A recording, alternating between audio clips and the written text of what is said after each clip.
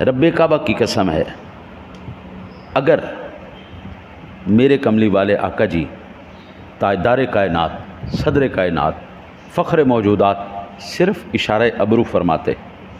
صرف آنکھ کی پلک کا اشارہ فرماتے، ساری کائنات کے خزانے میرے نبی کے قدموں میں اللہ اکٹھے کر دیتا۔ اگر صدیق اکبر، فاروق اعظم، عثمان غنی، شیر خدا کے قدموں میں کیسر و کسرا کے خزانے اکٹھے ہو سکتے ہیں تو رسول اکرم صلی اللہ علیہ وسلم کے قدموں میں کیوں نہیں؟ اگر آج کا عرب 14 صدیوں بعد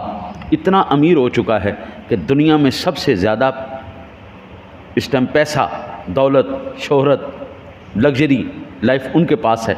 تو رسول اکرم صلی اللہ علیہ وسلم کے پاس کیوں نہیں؟ اماں جی فرماتی ہیں، اماں جی عائشہ صدیقہ طیبہ طاہرہ، آپ فرماتی ہیں اتنا مال اکٹھا ہو جاتا تھا، ادھر بیٹھا ہوا شخص ادھر نہیں نظر آتا تھا، ادھر والا ادھر کو نظر نہیں آتا تھا، 3 دن سے پہلے حضور اپنی ساری امت کے اندر تقسیم کر دیتے، لے جاؤ لے جاؤ لے جاؤ۔ اماں جی خدیجۃ الکبریٰ رضی اللہ تعالی عنہا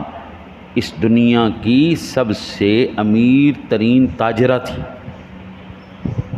ایک شہر کے اندر ان کا کاروبار نہیں تھا،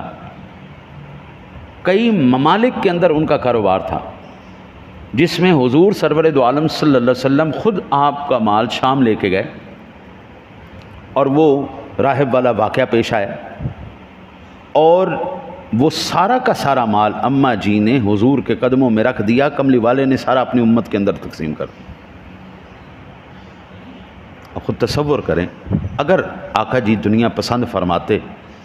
تو میں کہتا ہوں اللہ ایسی دنیا دیتا، ایسی دنیا دیتا۔